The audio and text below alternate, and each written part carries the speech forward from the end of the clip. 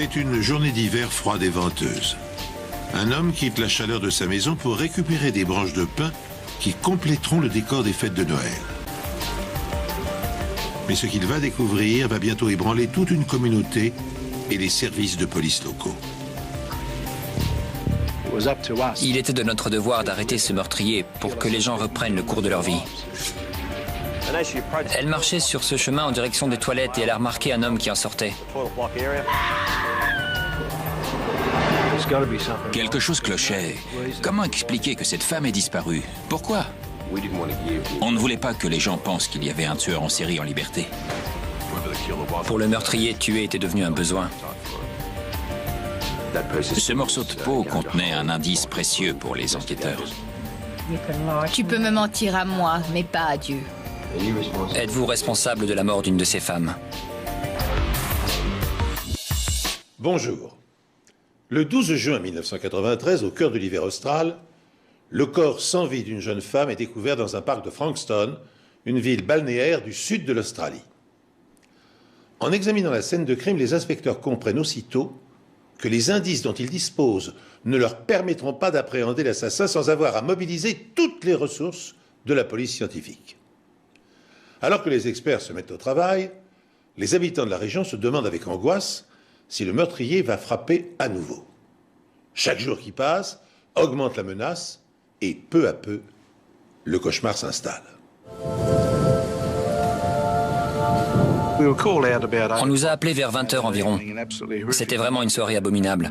Les éléments étaient déchaînés, le vent, la pluie. Pour nous, ça a sérieusement compliqué les choses.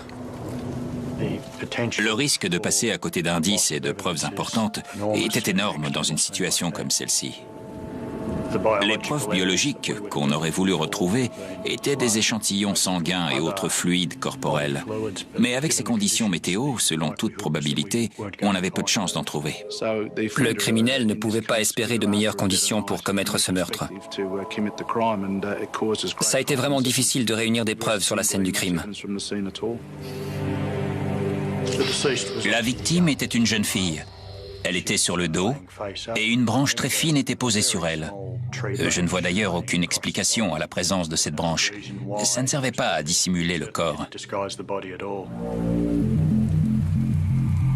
En ce qui concerne la question de l'agression sexuelle, son survêtement n'avait pas été enlevé, mais le haut du corps était exposé.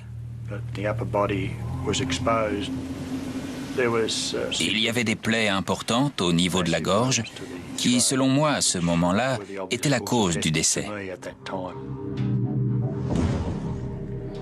L'autopsie a révélé de nombreux bleus et abrasions sur les bras et les mains, ce qui laisse penser que la victime a tenté de se défendre. Mais aucune des blessures observées sur les bras et les jambes n'a pu être causée par un couteau ou un objet tranchant. Ce qui laisse suggérer que la victime a perdu connaissance avant d'être attaquée avec un couteau. Les yeux injectés de sang de la victime sont révélateurs de ce qui s'est passé. Autour des yeux, dans la paroi oculaire et à l'intérieur des paupières, on a pu observer de petites hémorragies connues sous le nom d'hémorragie pétéchiale, ce qui accrédite la thèse de la mort par strangulation. On a aussi remarqué des contusions plus légères qui laissent supposer que le corps a été déplacé et peut-être traîné. Ce qui nous donne un aperçu du modus operandi de l'assassin. Mais les plaies sur la poitrine de la victime sont une signature très troublante. Il n'y avait ni contusion, ni présence de sang au niveau des parties charnues. Donc, ces mutilations ont eu lieu post-mortem. Ce qui m'a interpellé, tout comme le reste de l'équipe, c'est cette croix sur la poitrine. On s'est demandé si c'était satanique, si on avait affaire à une personne qui tuait pour les sensations que ça lui procurait. Qu'est-ce qui l'a poussé à tuer? Il ou elle, d'ailleurs, parce que ce n'est pas propre à un genre en particulier. La police apprend qu'on a signalé la disparition d'une jeune fille de 18 ans. Les enquêteurs intensifient leurs recherches. Le lendemain matin, les conditions météo étaient bien meilleures. Il ne pleuvait plus. Le lieu était beaucoup plus exploitable pour nous. À proximité de l'endroit où le corps a été découvert, on a retrouvé un sac de sport bleu et blanc qui contenait plusieurs manuels scolaires. et certains portaient le nom d'Elizabeth Stevens. Le corps d'Elizabeth Stevens a été retrouvé dans un fossé d'écoulement très tard samedi soir, à la Lloyd Recreation Reserve, située à moins d'1 kilomètre de chez elle.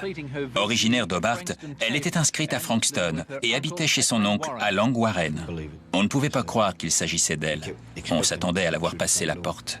La brigade des homicides ne dispose d'aucune piste vraiment concrète et essaie toujours d'établir le mobile de ce meurtre violent. Il tente en ce moment de reconstituer l'emploi du temps d'Elizabeth Stevens.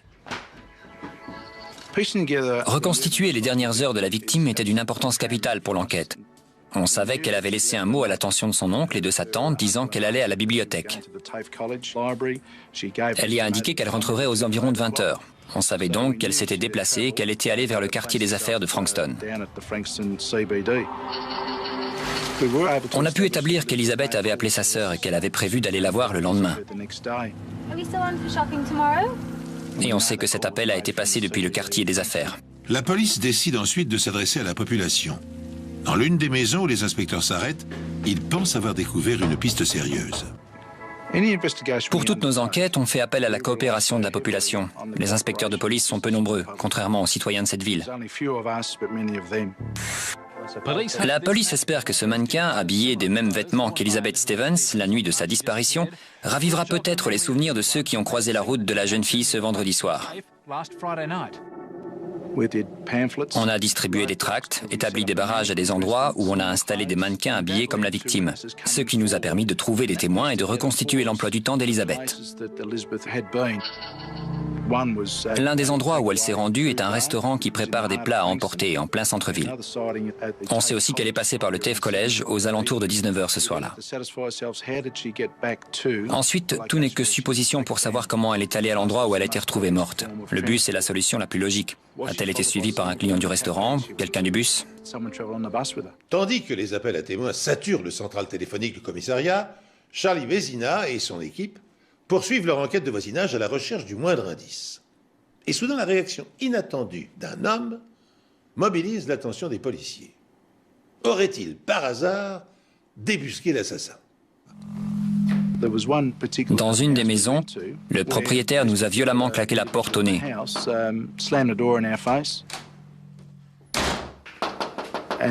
Ce qui a forcément éveillé nos soupçons. On a donc fait en sorte d'entrer dans la maison, et il y avait du sang partout. Pour nous, il s'agissait d'une scène de crime. Mais en fait, le propriétaire s'était auto-mutilé et c'est tout. Mais il nous a fallu des heures pour l'éliminer de la liste des suspects. Pour la police, c'est presque un retour à la case départ. On passe d'un état d'excitation à l'abattement.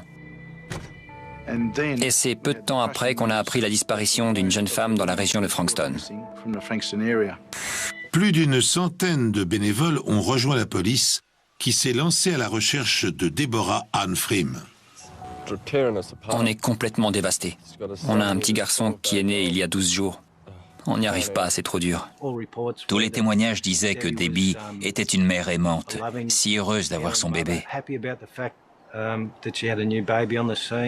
Elle adore notre bébé, et elle-même. Depuis la naissance, c'était juste fantastique. On n'aurait pas pu être plus heureux jusqu'à ce que ça nous arrive. On s'est posé la question de savoir si elle souffrait de dépression postnatale, comme elle était une jeune maman.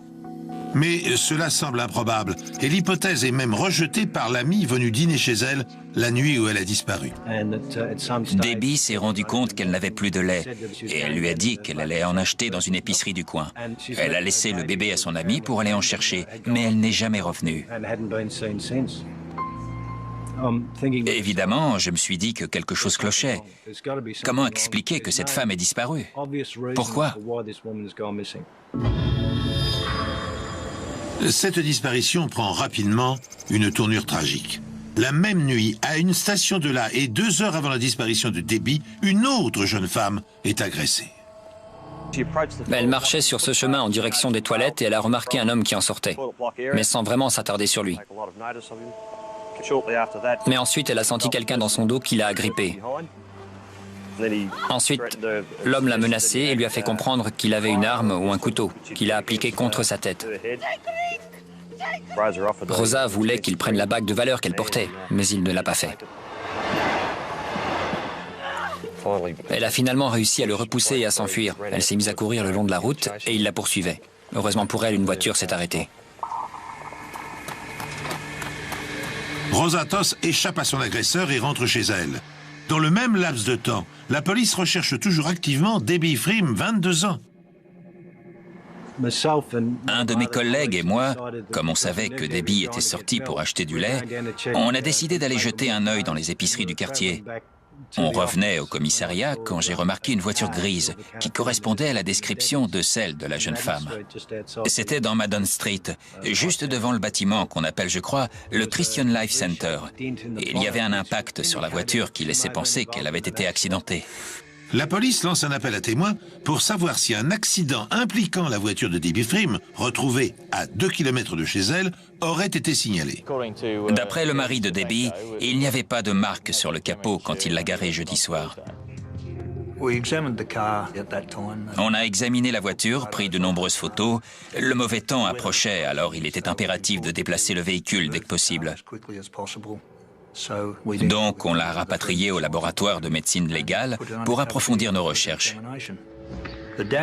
Les impacts allaient du haut du capot à la plaque d'immatriculation, en passant par la calandre. Ce qui, pour moi, montre qu'elle a percuté un objet, probablement un panneau de signalisation ou une clôture. Pour savoir ce qu'a percuté la voiture de Debbie et trouver un indice sur l'endroit où pourrait se trouver la disparue, le labo examine la plaque d'immatriculation. La présence de petites traînées oranges est relevée. J'ai examiné ces traces à l'aide d'un microscope extrêmement puissant pour essayer d'en déterminer la composition chimique. Et il ne s'agissait pas de peinture, de plastique ou de bois. C'était plutôt lié à un sol, de la roche réduite à l'état de poussière, ou même des briques.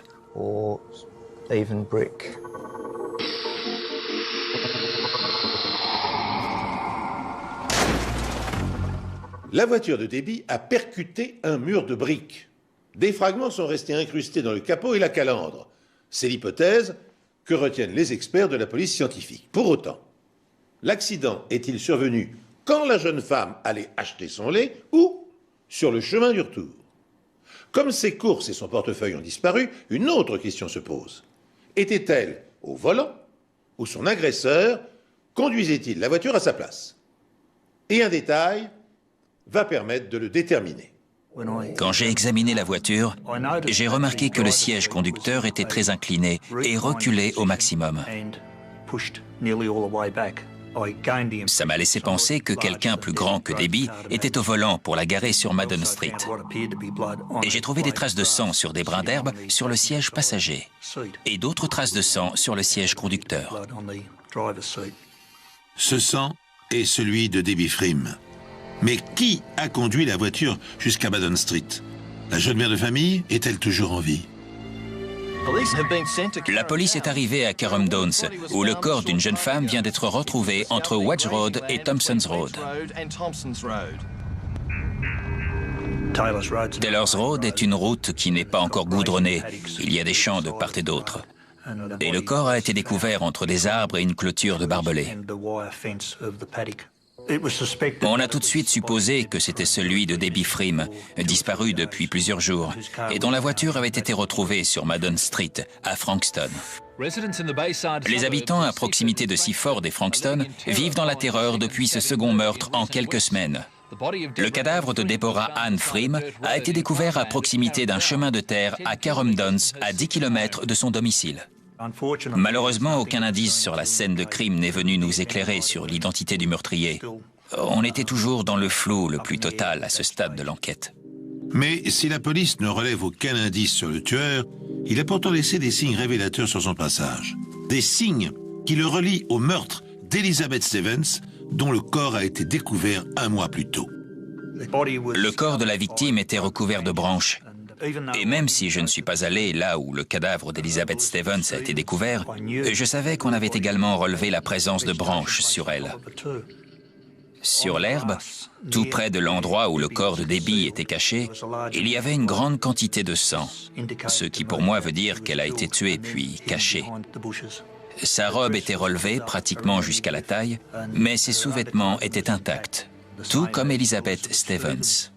Elle est décédée des multiples blessures qui lui ont été infligées au couteau, pas seulement au niveau du cou, mais également au niveau de la poitrine, comme si elle avait été attaquée par un forcené. Quand le corps de Debbie Freem a été découvert, et après son autopsie, on a pu comparer les blessures post-mortem qui lui avaient été infligées à celles de la première victime. Et on a remarqué les traces évidentes de strangulation, la similitude des coups de couteau, plus les blessures post-mortem. Tous ces éléments concordaient et nous laissaient penser que la même personne avait commis ces meurtres. Mais on ne voulait pas que les gens pensent qu'il y avait un tueur en série en liberté. La police est maintenant confrontée à une situation nouvelle. 2 autres jeunes femmes ont été tuées durant les 3 dernières années dans cette région. Le corps de Michelle Brown, 25 ans, a été découvert en mars l'année dernière et Sarah McDiarmid a été enlevée à la gare de Kananook en 1990. Elle n'a jamais été retrouvée. L'hypothèse d'un tueur en série est inévitable. Si un tueur en série est en liberté, c'est dans ce genre d'endroit qu'il repère ses proies. Un endroit où passent de nombreuses jeunes femmes et mères de famille qui pensaient circuler en toute sécurité. Mais ce n'est plus le cas. Mon mari ne me laisse plus sortir le soir, sauf si j'ai un de mes chiens avec moi. On n'est plus en sécurité maintenant. Je sors avec mon mari. Si je suis juste avec une amie, je ne me sens pas en sécurité. Vos amis habitent en haut de la rue, mais vous avez peur d'aller les voir. C'est les méchants qui font la loi, ça vous met en rage. Je vais souvent en boîte, mais les filles ne viennent plus souvent. C'est trop dangereux pour elles de sortir le soir. La police met tout en œuvre pour retrouver cet assassin qui pourrait bien être un tueur en série. Il est évident que beaucoup de gens à Frankston avaient trop peur pour sortir le soir. On s'attendait tous à ce qu'il y ait d'autres victimes. Pour le meurtrier, tuer était devenu un besoin. La priorité était d'attraper le tueur. Pour ça, il fallait utiliser les médias et diffuser le plus grand nombre possible de photos d'Elizabeth et Debbie. Et communiquer les informations sur la voiture qu'elle conduisait, sur tout ce qui pourrait mener à l'assassin. Beaucoup de gens se sont manifestés pour apporter leur aide, grâce à l'action des médias. Des témoins ont déclaré avoir vu un homme de grande taille retourner à la voiture alors qu'elle était déjà garée sur Madden Street. Il aurait pris des choses à l'intérieur. Selon d'autres déclarations, Debbie aurait été vue dans sa voiture avec un homme et au volant dans les rues de Frankston où elle conduisait de façon saccadée. Elle aurait tenté de faire des appels de phare, ce qui a conduit les enquêteurs à penser qu'elle avait été enlevée. On pense que le suspect est ensuite retourné en voiture jusqu'à Madden Street. Et surtout, on a acquis la certitude qu'il habitait les environs. Avec l'objectif de trouver le meurtrier ou un suspect, on a fait appel à un profiler. On m'a demandé d'étudier ces 2 affaires d'homicide pour voir si je pourrais établir des rapprochements concernant ces meurtres qui conduiraient à l'hypothèse d'un tueur unique. On a remarqué que les tueurs en série commençaient à tuer entre 18 et 24 ans. Ce genre d'individu vit dans un univers de fantasmes. Et ils éprouvent énormément de plaisir en prenant le temps de choisir leurs victimes, la façon dont ils vont procéder pour les tuer, et en imaginant quelles sensations ça va leur procurer. Si vous passez la plupart de votre temps à fantasmer, difficile d'exercer une activité professionnelle avec des responsabilités. Pour moi, il y avait suffisamment d'éléments prouvant que le tueur habitait forcément la région. Il n'allait pas commettre un meurtre dans un endroit complètement inconnu, parce que ce serait plus risqué. C'est pour cette raison qu'il devait être des environs. Il n'attirait pas l'attention. Les conditions étaient idéales pour lui.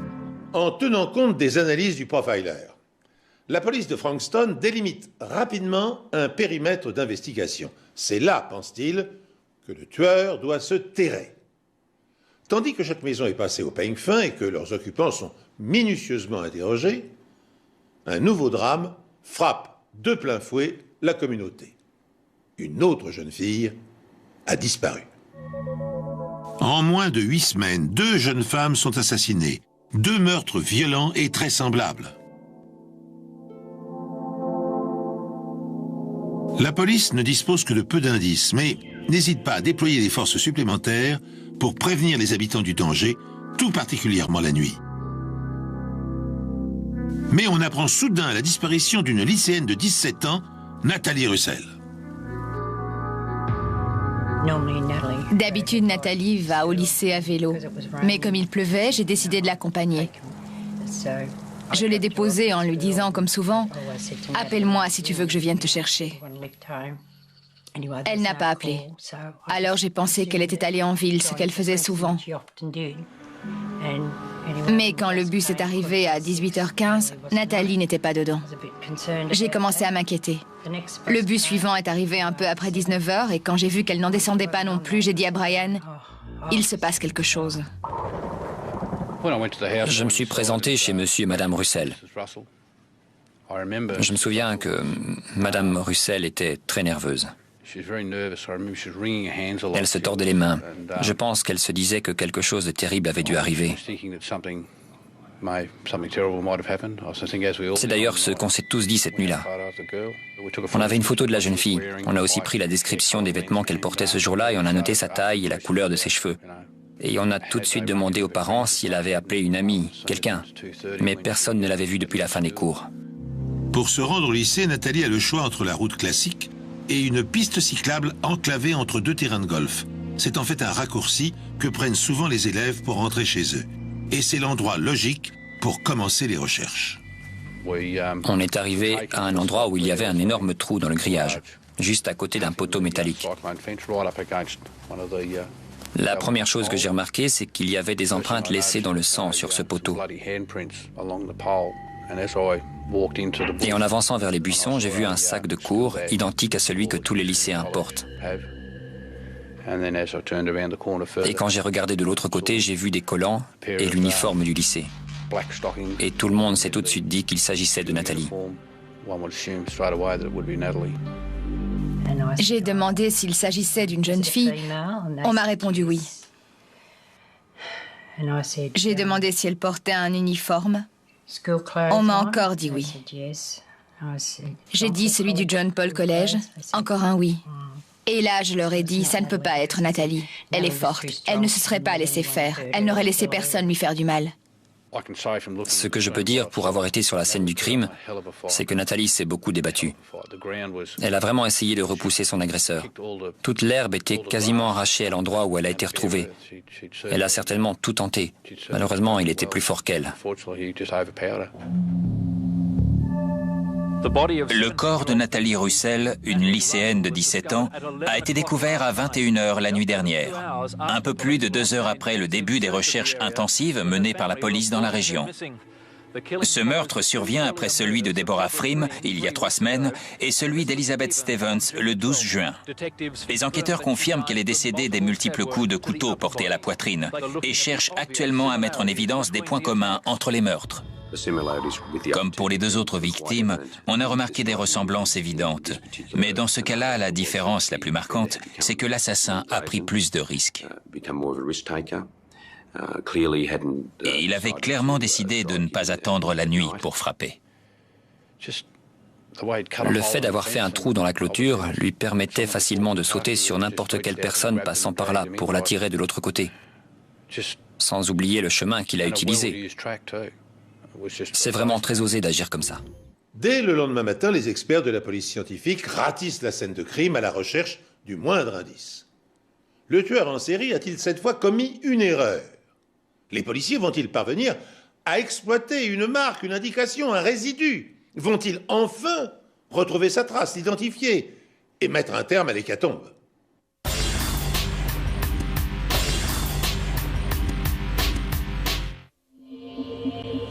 On a tout de suite remarqué cette ouverture dans la clôture. Un peu plus loin, on en a trouvé une autre, et une dernière sur la clôture d'en face.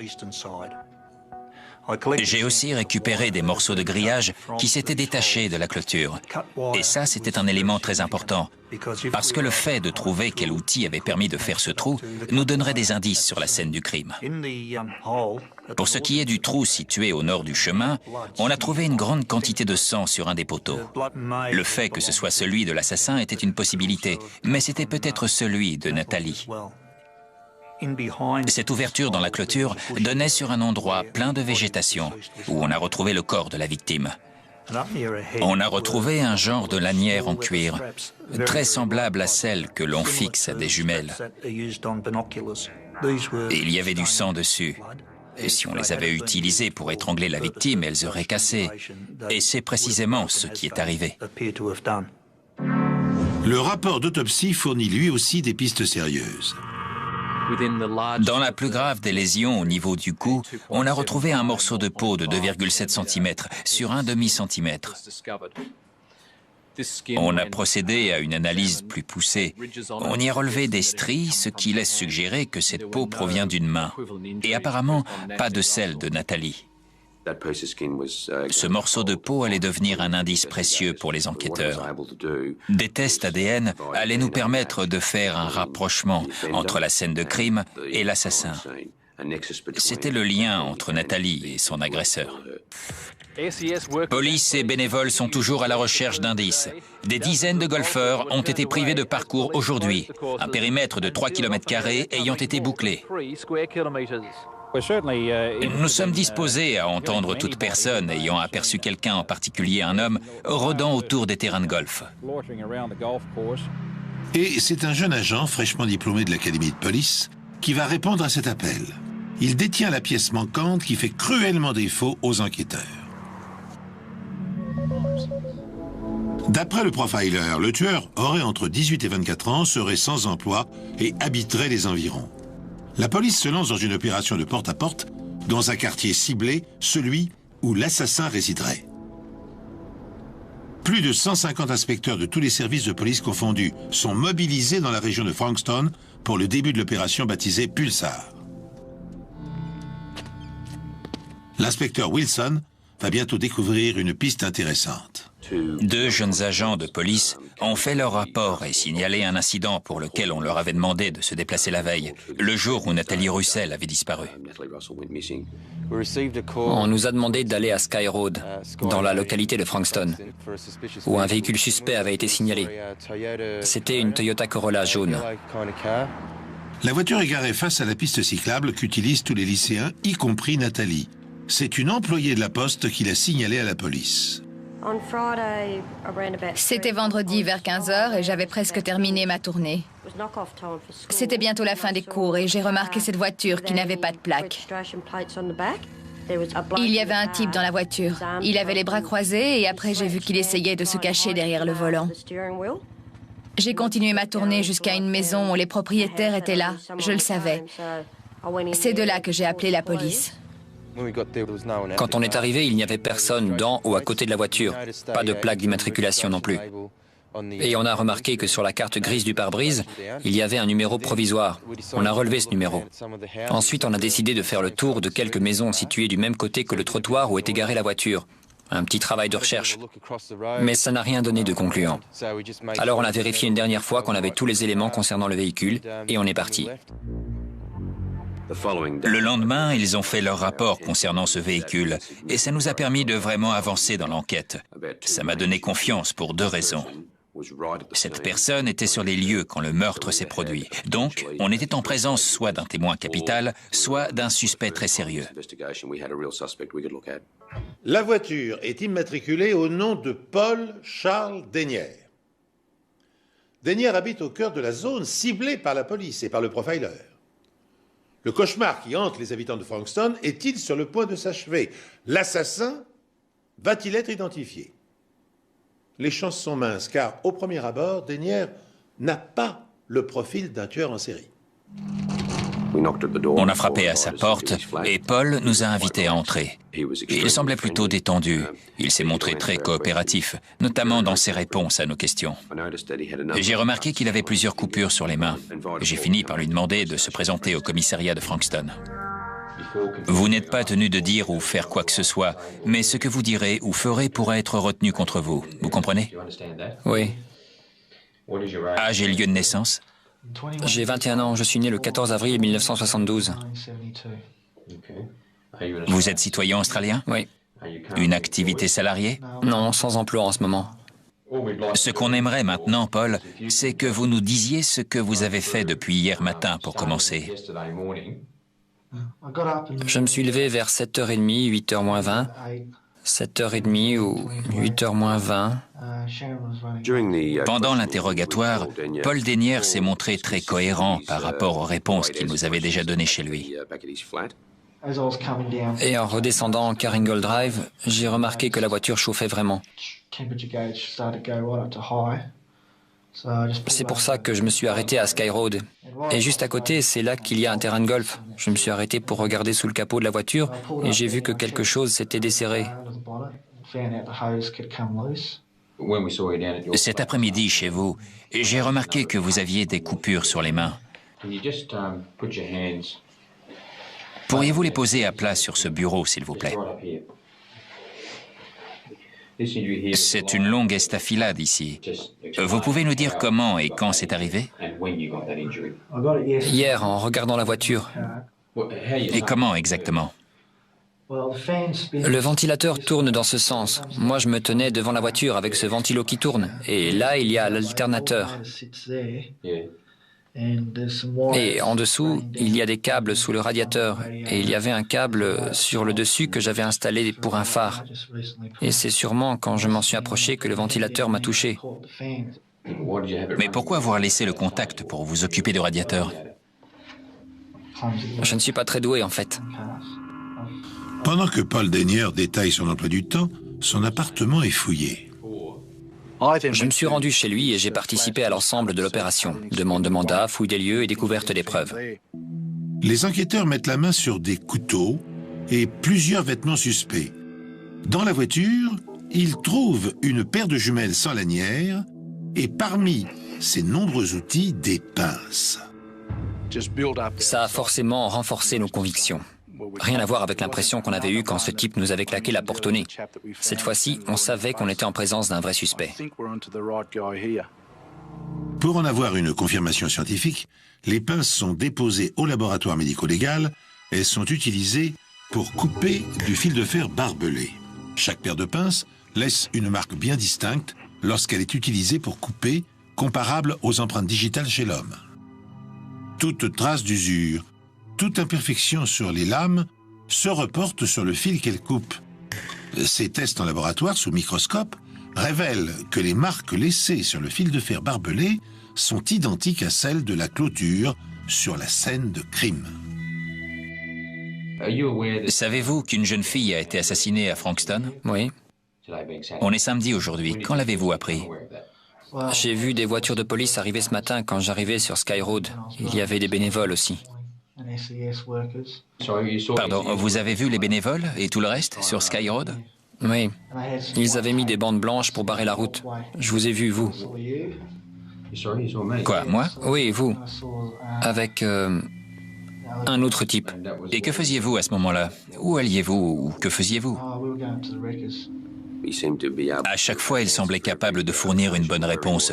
Ce qu'il était en train de faire, où il était, ce qui a forcément éveillé nos soupçons, parce que personne ne se souvient jamais de tout dans les moindres détails. Plus déroutant encore, Paul Denyer semble se rappeler de chaque minute de son emploi du temps le jour des meurtres d'Elizabeth, Debbie et Nathalie. Hier, votre voiture était garée en face de l'endroit où le corps de Nathalie Russell a été retrouvé. La nuit où Debbie Freeman a disparu, vous vous rendiez à la gare de Kananook. Vous avez raté votre train et avez fait demi-tour. Et la nuit où Elizabeth Stevens a disparu, vous étiez à proximité de Lloyd Park, où vous deviez récupérer une batterie. Pour vous, il ne s'agirait que de coïncidence? Oui, c'est le cas. À chaque fois? Oui.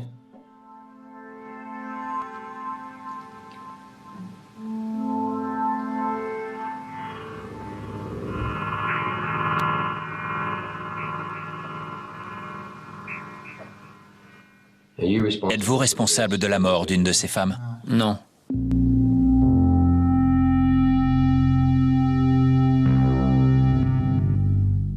Tout au long de son interrogatoire, Paul Denyer fait preuve d'un sang-froid étonnant. Il répond avec calme et précision aux questions de Rod Wilson, avance des arguments logiques et crédibles pour justifier sa présence à proximité des scènes de crime et finit même par semer le doute dans les esprits des enquêteurs.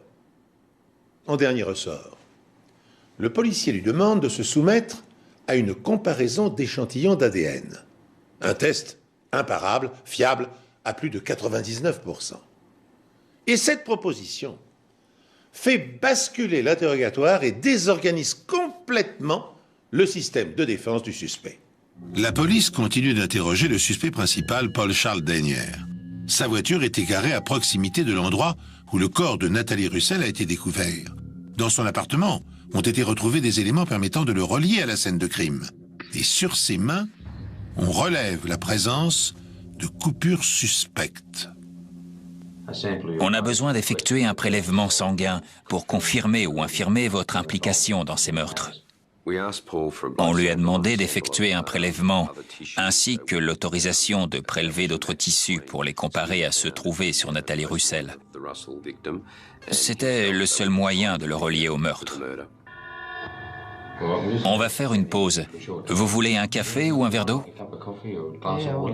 Un autre café. Vous le prenez comment? Avec du lait et de sucre. Je vous fais apporter ça. On fait une pause. À ce moment précis, il a commencé à prendre conscience qu'il allait devoir se soumettre à des examens sanguins et que les tests ADN pouvaient le relier aux scènes de crime. Il savait qu'on ne croyait pas à sa version. Pour vous, Oui. il ne s'agirait que de coïncidence à chaque fois? Oui, c'est le cas. Je pense qu'il savait que c'était fini. Et pendant que nous attendions que nos experts du laboratoire médico-légal interviennent pour les prélèvements, l'inspecteur Darren O'Lachlan est resté avec Paul Danière. Darren portait une croix autour du cou et Paul lui a demandé s'il était croyant. Et la conversation s'est engagée sur ce thème. Vous avez parlé à l'inspecteur O'Lachlan et vous lui avez dit que vous étiez responsable des meurtres de 3 femmes. Est-ce exact? Pourriez-vous nous expliquer avec vos mots à vous ce qui s'est passé concernant la mort d'Elizabeth Stevens à Langwarren? Je l'ai vu descendre du bus.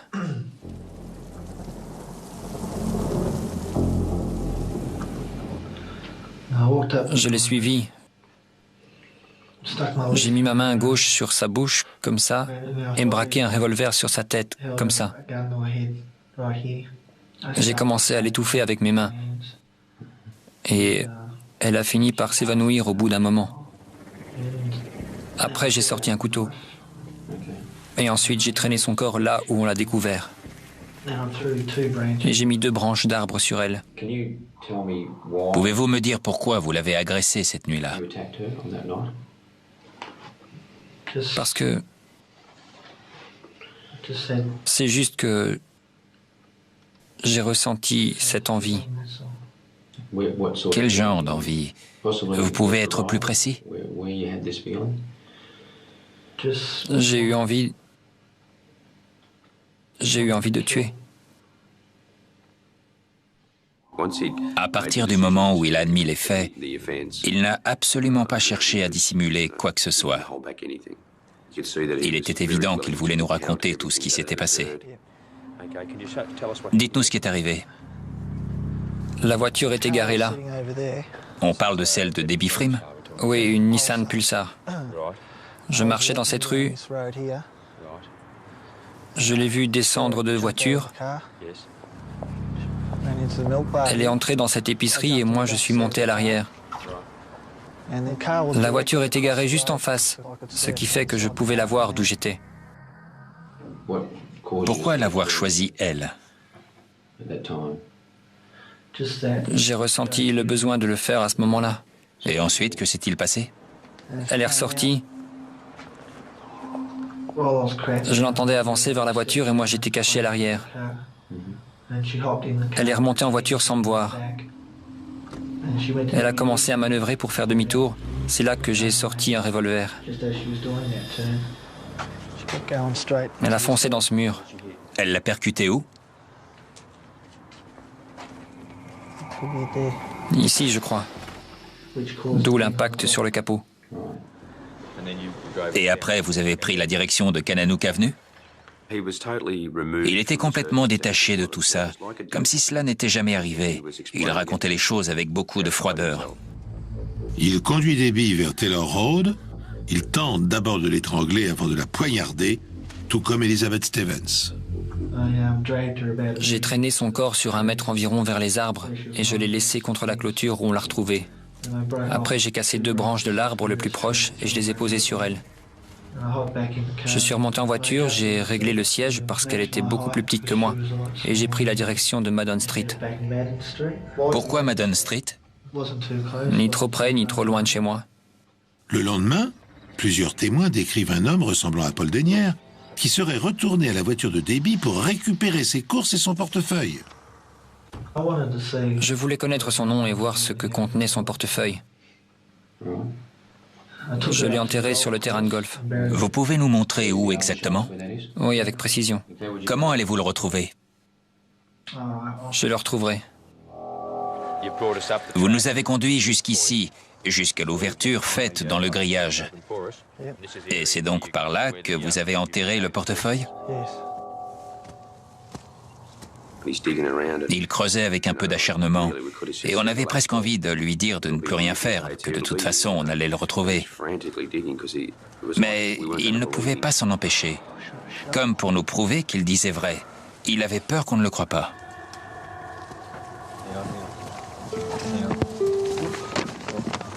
Vous pouvez le tenir comme ça, et le secouer un peu pour enlever la terre.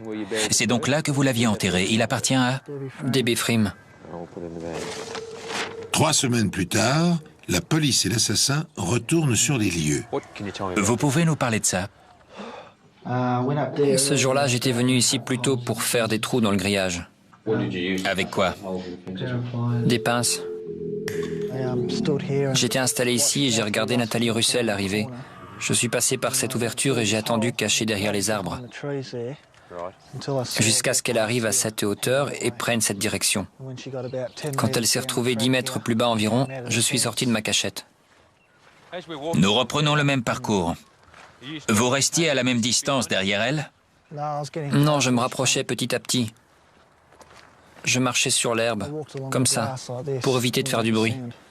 Pour ne pas être repéré? J'avais un couteau avec un manche rouge. Il venait d'où? De chez moi. C'est tout ce que vous aviez? Et une lanière en cuir. Vous avez dû la retrouver sur les lieux, mais cassée en 2. Utilisée pour? Pour l'étrangler. Elle venait d'où? D'une paire de jumelles. C'est là que je l'ai attaqué.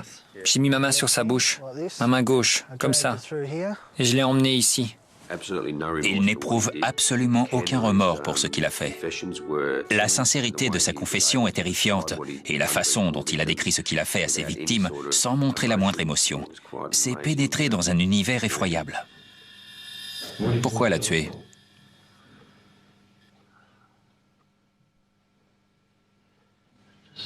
Pour la même raison qu'avant. En fait, j'ai toujours eu envie de tuer. Depuis quand? Depuis que j'ai 14 ans environ.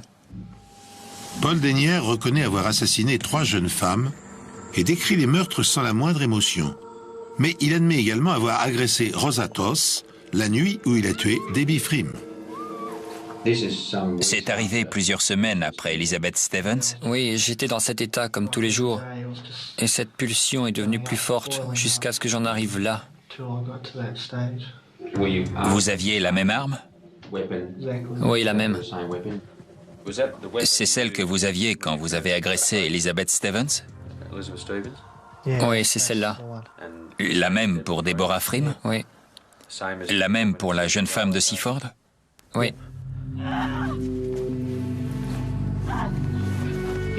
Si cette femme ne s'était pas enfuie, qu'auriez-vous fait?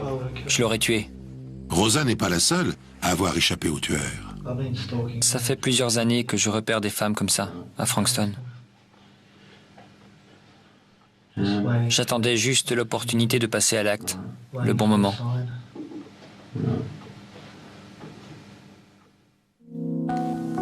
La confession de Paul Dennière dure plus de 5 heures. Paul Dennière, 21 ans, sans emploi, a été inculpé ce matin au commissariat de Frankston.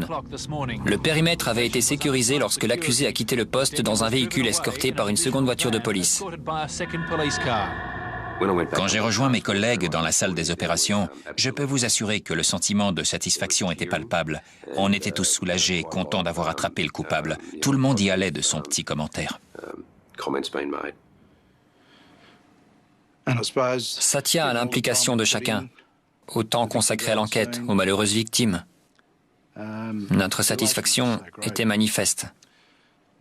On s'est tous retrouvés aux petites heures du matin pour partager quelques bières avant de rentrer chez nous.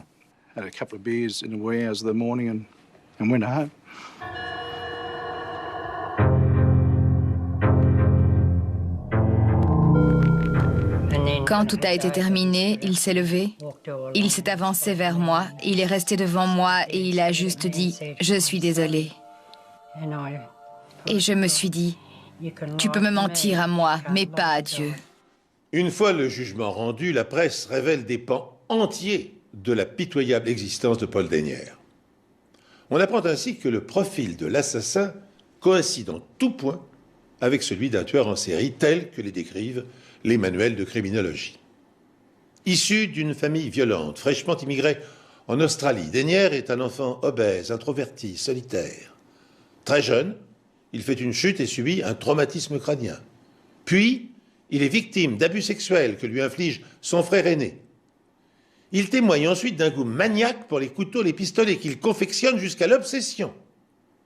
Après avoir martyrisé l'ours en peluche de sa sœur, il tranche la gorge du chaton de la famille et suspend sa dépouille à un arbre.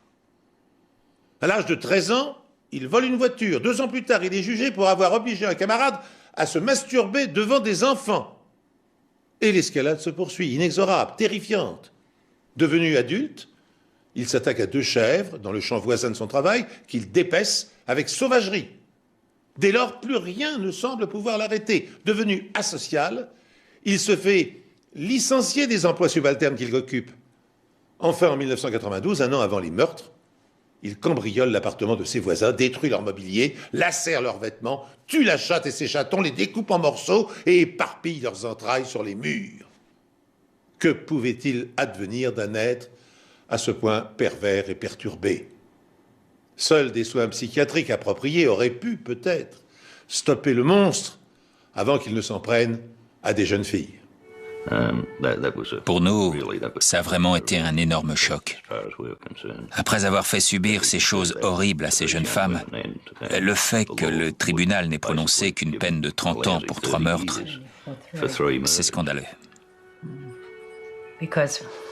Malheureusement, combien de fois se retrouve-t-on confronté à cette situation? À leur sortie de prison, il recommence. Il ne pourra jamais s'en empêcher. C'est ce qu'il est, c'est tout. Un assassin. Le 20 décembre 1993, pour avoir assassiné 3 femmes et en avoir agressé une autre, Paul Dennière est condamné 3 fois à la prison à vie sans possibilité de libération conditionnelle. En rendant son verdict, le juge déclare que la peur que le tueur en série a fait régner restera longtemps gravée dans les mémoires de milliers de femmes. Pourtant, 6 mois plus tard, Dennière fait appel du jugement et voit sa peine ramenée à 30 ans de réclusion incompressible. Bien que cette sentence soit la plus sévère jamais prononcée en Australie, les familles des victimes se sentent trahies par la décision de la Cour suprême. En 2023, Paul Dennière recouvrira sa liberté. Il sera alors âgé de 51 ans. À l'heure où je vous parle, eh bien, je pense avec compassion aux habitants de la ville australienne dans laquelle il aura la mauvaise idée d'aller s'installer. Ainsi s'achève cette émission. Merci de l'avoir suivi. Je vous donne rendez-vous très bientôt sur cette antenne pour un nouveau numéro des Enquêtes Impossibles.